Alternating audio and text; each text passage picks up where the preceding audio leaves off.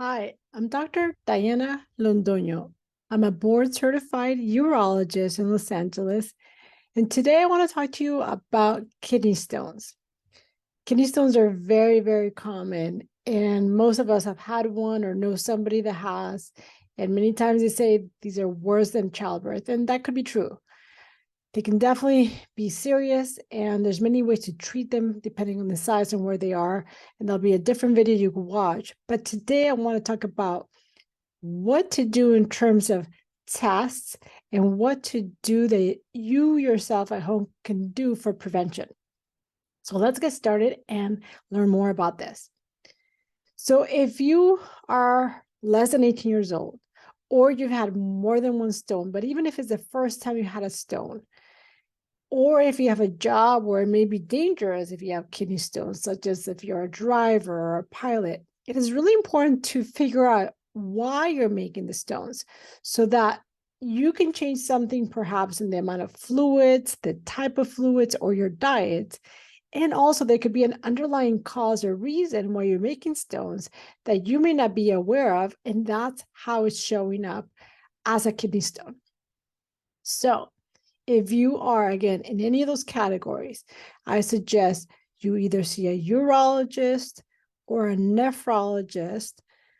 And sometimes an endocrinologist as well can help in figuring out and doing tests to figure out, again, why did you make it? And it's not complicated. It's actually quite simple.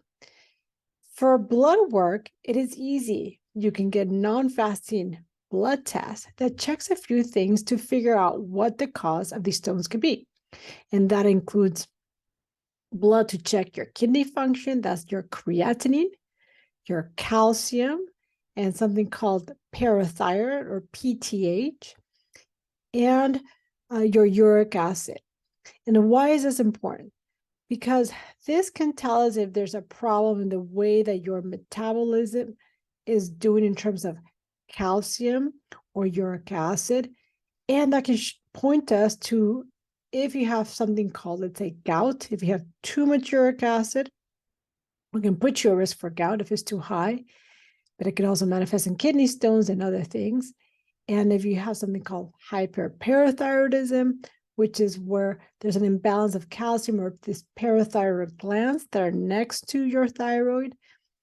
And again, we want to make sure that your kidneys are working well and they're not getting damaged. So that's something very easy that can be checked to try to figure out if something is off balance. But the other test that is usually done is called the 24-hour urine test. And this 24-hour urine test is really important because it tells us in your pee, in your urine, first of all, how much urine you are making, and then what are the levels of everything in your pee that can point us to see what could be the problem. Sometimes there's too much of something or not enough of something. And that, again, needs to be balanced so that we can prevent kidney stones. So these tests are the tests that we do to figure out why. And then we're going to talk about, again, about things that you can do to prevent kidney stones. So let's get started. So the most important thing, and one of the major reasons people get kidney stones, is they don't drink enough water. So it's not about, the quantity of fluids. It has to be the right fluids. So sodas don't count because they're actually really bad and can cause stones for many reasons. One, because they can contribute or cause diabetes or make your diabetes worse. And that's a very acidic state to be in when you're diabetic. It also has a lot of phosphorus, which does not help you and can cause kidney stones. So you do not want to be drinking sodas. You want to drink water. Just water is all you really need. And we'll talk about water with lemon or oranges, which can prevent a little bit later, but water is the most important. Coffee as well is not a great choice because of two reasons. One is a diuretic. It means it makes you lose more urine than you're actually, drinking fluids from. And it has oxalate, the coffee, the caffeine. So it's okay to have one or two per day or so if you cannot, get away from it. But if you're drinking 7, 8 cups of coffee, that's going to be a problem for many reasons. So water is the best thing you can drink. Now, how much? People always ask me. Well, as long as your heart is healthy and you don't have kidney issues where you cannot tolerate too much water, as long as you're healthy from your heart and your kidney standpoint, then you should be drinking enough to pee 2 to 3 liters a day. That's quite a bit. That's filling up like a 2-liter soda bottle, basically. So it may depend a lot on your activity, on the fact that maybe you're outside in the summer, because you may be sweating and not realizing, and you may be losing water other ways. For example, if you have diarrhea or other issues where it doesn't become pee. So even if you're drinking 3 liters, if you're only peeing 1.5, for those reasons, it's important that you drink more water. Okay, so 2 to 3 liters a day is the most important and the number one reason why people make kidney stones. They don't drink enough water. And I get it. And it's a habit. And so we have to make sure, you have your water bottle on your desk, you have your water bottle in your purse, in your car, because if you don't have it in front of you, you're not going to drink it. So make it a new habit, carry your water and drink the water. Okay? Now, the other thing that's really important is the amount of salt.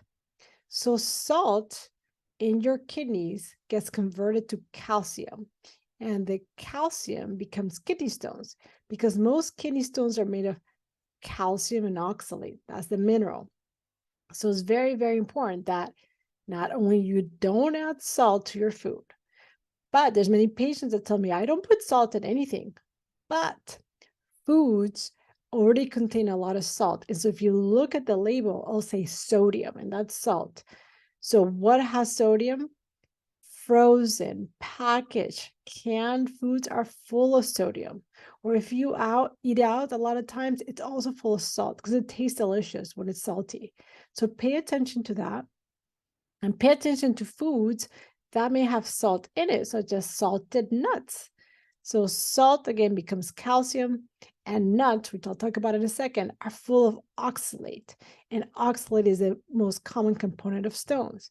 So we got to be aware of either the salt we add or the salt that's already in the foods, again, because it's frozen, packaged, or canned. And dressings too are full of salt. So just pay attention to the food and the food labels. The other thing is, I just mentioned a little bit, is oxalate. So oxalate is a component that we see in a lot of foods, and it's actually in a lot of healthy foods. But for some of us that had stones, we want to really avoid them because high oxalate saturates into our urine, and it's the perfect match for that calcium that's floating around. If it's high, it becomes a calcium oxalate stone. So what foods have oxalate? Well, the highest foods that have oxalate are actually spinach. And spinach is very healthy, but it's full of oxalate. Other foods that have oxalate are nuts, especially almonds are the highest, but cashews or any nuts can have a lot of oxalate. Chocolate, berries, beets, and black tea. So these are actually some good foods, like I said, but they're full of oxalate. So you want to avoid it, or you want to balance it, or another way is to add probiotics or calcium by mouth. So what has probiotics? Well, actually a great source of probiotics and calcium is yogurt. So if you eat yogurt daily, as long as you're not lactose intolerant, that yogurt having probiotics and calcium is going to bind to the oxalate in your intestine and get rid of it. And that way it doesn't stay into your system and become a kidney stone. So I know many people think, oh, I don't want to eat any calcium. I don't want to eat any calcium. And actually that could be counterproductive. So don't restrict your calcium. Calcium by mouth, such as in yogurt or other things, can actually help you prevent stones because, again, it can bind to that oxalate. Okay. The other thing that is really important people don't think about is red meat. Why is red meat not good for you for kidney stones? Well, red meat actually can be very acidic. And when the urine itself gets very acidic, that is a reason people make kidney stones. It really is about a balance of acidity. And so red meat makes everything in your system acidic, and the acidic state is a perfect place for stones to form. So you want to eat other sources of protein that are not red meat. Of course, you can have it once in a while, but it shouldn't be your daily food or protein source because of the acidity.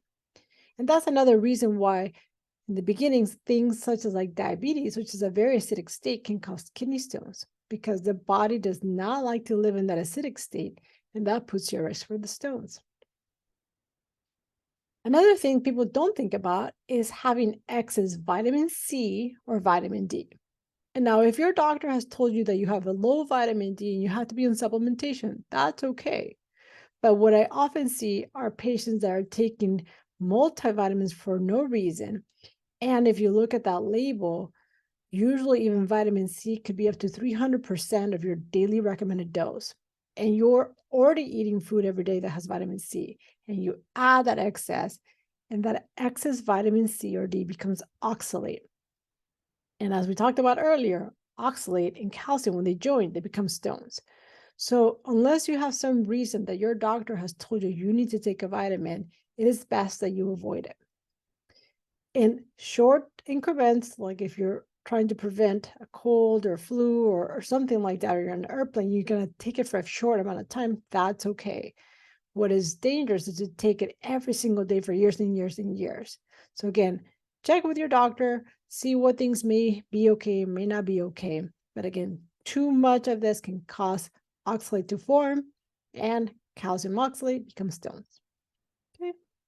Now, the other important thing is eat fruits and vegetables, or like a rainbow diet. What do I mean by a rainbow diet? It means that you look at foods that have rainbow of colors. So reds and oranges and yellows and greens, purples and deep colors. If you eat food that doesn't have color, it usually does not have a lot of nutrition. So when you go to the store or when you pick anything to eat, look for the most colorful foods because that's going to have the most nutrition. So just think rainbow diet, and that'll be how you can choose the best foods for you.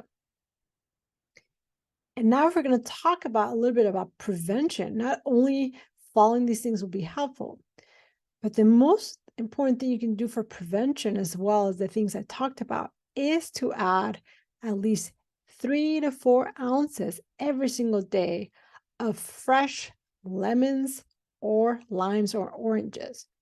So I tell my patients to put in the water in the morning and, just squeeze the lemons and mix it with the water to be a lemonade, but without any sugar.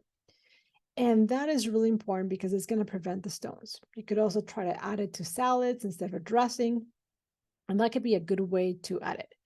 Please be careful with your enamel because the citrus can affect your enamel and cause teeth sensitivity. So talk to your dentist about it. And again, don't drink it straight because it can affect your teeth. And if you're sensitive in your stomach with reflux, it may be very challenging for you to take. So again, talk to your doctor if it's okay, or if you feel a lot of discomfort in your stomach, that may be too acidic for you. In the patients that cannot do so naturally because it can affect, again, enamel or your stomach, then there are other things you can take over the counter. And many patients take things like apple cider vinegar or sodium bicarb. And there's also things on Amazon you can buy, and there's many brands. I tend to like one called Litholite Water Enhancer because there's that little powder you put into your water. It doesn't have any flavor, and most people can really tolerate it. And it's going to raise the citrate in your urine, which is what can prevent kidney stones. And it balances out with the electrolytes with the potassium. We also have a prescription, a medication called potassium citrate or Urosec K that does the same thing. It raises your citrate levels. That's what the lemons and oranges are doing. And it balances out the electrolytes with the potassium. So many times, if we didn't find a reason why you're making stones in the blood or the urine test, and you keep making stones, this is a great medication you can take for prevention. Again, it's going to normalize the acidity, increase the citrate. There are other medications that can be taken. It depends on why you're making stones. Because if you have too much calcium in the urine, again, because of diet, and many times it's not a diet issue, but you're still making too much calcium in the urine, then you can normalize it with a medication class called thiazides. Thiazides or hydrochlorothiazides is a common one, but there's many different types, our medication is used for blood pressure, but the side effect is that it lowers the calcium in the urine. So that can normalize what could be causing stones. Now, hydrochlorothiazide medications or any thiazide usually has to be paired with either potassium citrate or any potassium supplement, because otherwise your potassium can get too low. So again, talk to your doctor about if any of these medications are needed and warranted and safe for you, depending on other medications you may be taking. And in the case that you may have high uric acid in the blood, a medication we usually also use is called allopurinol, because that can lower your uric acid and make it normal and prevent the kidney stones and prevent things like a gout attack and other things that are the manifestations of high uric acid. So again, I hope this was helpful. I hope that if you have kidney stones or you know somebody that has kidney stones, you can share this information with them about many things you can do without hopefully any medications to prevent the risk of kidney stones. And if you follow this sort of kidney stone diet, you actually will make all your other medical issues you may be dealing with much better, such as high blood pressure, because if you get rid of salt, your blood pressure will come down. And if you eat that rainbow diet, you also will lower a lot of the sugar. And if you have diabetes, you can actually get much better. I have many patients that if really follow this diet, they have been able to get, really rid of their medications for high blood pressure, or have even gotten rid of all medications for diabetes because their sugar levels were really well controlled. So this stuff really, really can change how you feel and other medical issues you can have. So please, please share, subscribe, and I will see you at the next video. Thank you for watching.